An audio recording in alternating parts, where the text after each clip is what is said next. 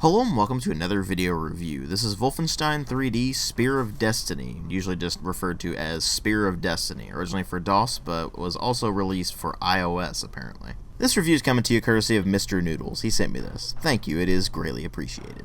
This is a first-person shooter and the prequel to Wolfenstein 3D. It was developed by id Software and actually published by FormGen in 1992, and it's basically just if you took Wolfenstein 3D and had a bunch of different levels for it. This is partly why I call it Wolfenstein 3D Spear of Destiny instead of just plain old Spear of Destiny, even though that's the actual title.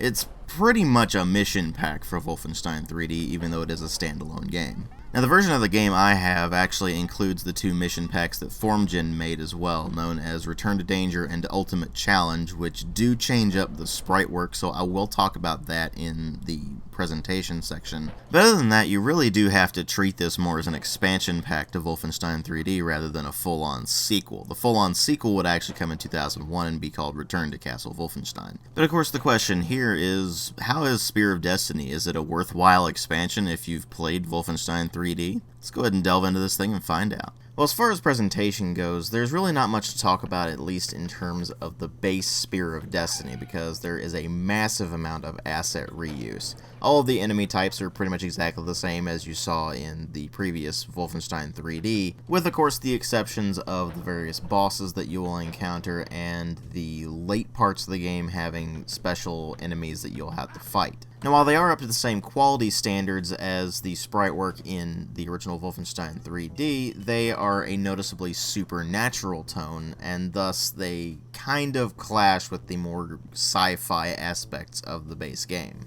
Though for those of you who are very fond of the supernatural aspects in later Wolfenstein games, this is pretty much what you have to thank for that, so that is kind of an interesting dichotomy. You have it clashing with the actual base game of Wolfenstein 3D, not too much, but some, and yet it's gone on to become one of the core facets of the series, that rather supernatural angle. It's kind of interesting.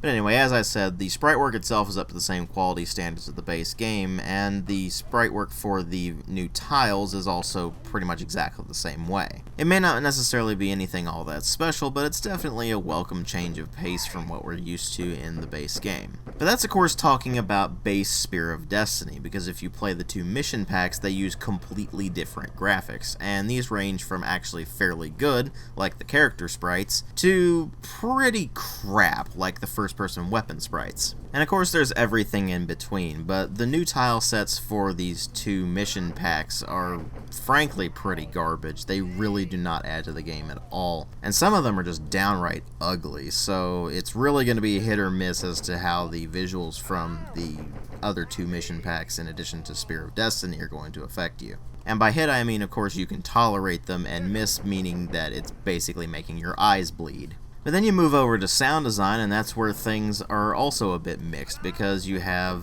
all of the same sound effects and everything from the base Wolfenstein 3D, and of course the official expansion pack Spear of Destiny, and then when you go to the two mission packs, they changed up all the sound effects. The new voice clips are actually fairly solid, but the weapon sounds really aren't very good at all.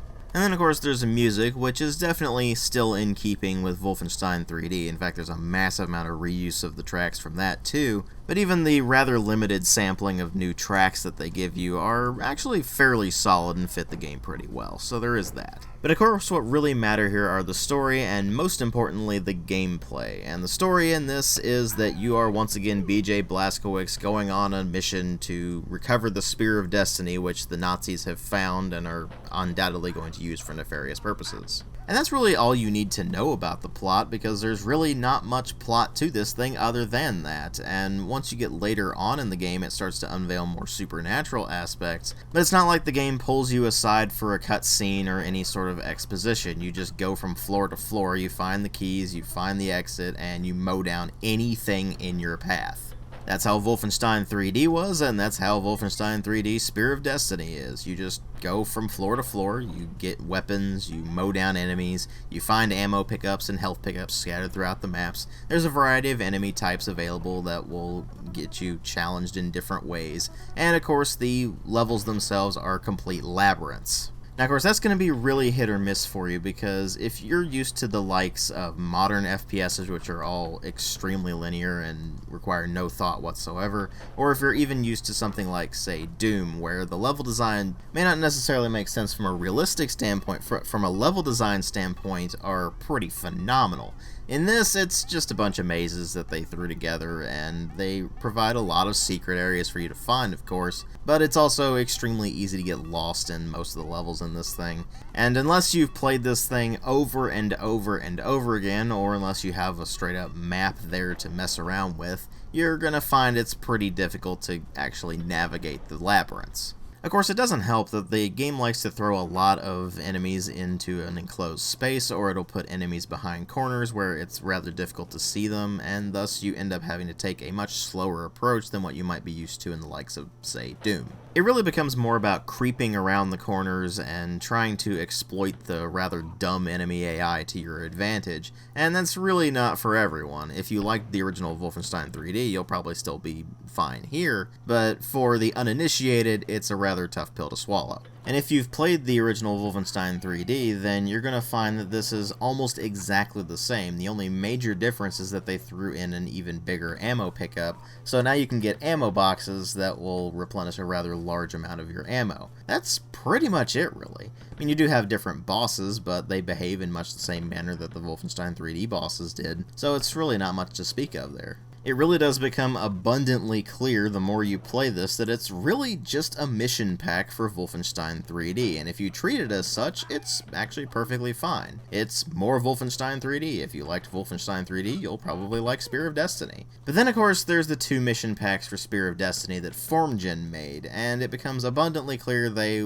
just made them to pretty much be cash grabs. Namely because while you do see improvements from Wolfenstein 3D's level design to Spear of Destiny's level design, because they actually learned from some of their mistakes at least, in the 2 mission packs, they just threw a bunch of crap together and said, you know what, a maze is a maze, let's make it as ridiculously labyrinthine as possible, and we do not care. It's like all of the effort for the mission packs went into the sprite work and not into the actual gameplay and level design, and it really does show. And they really do come across as extremely amateur products that were just thrown in to make a quick buck off of Wolfenstein 3D while they still had availability of the license. I mean, I guess it's nice that they're included for free with the base Spear of Destiny if you pick this up, but at the same time, they're just not remotely worth playing simply because they're just not fun. In fact, Spear of Destiny as a whole is just considerably more frustrating than the base game, just because it's actually harder than the base game.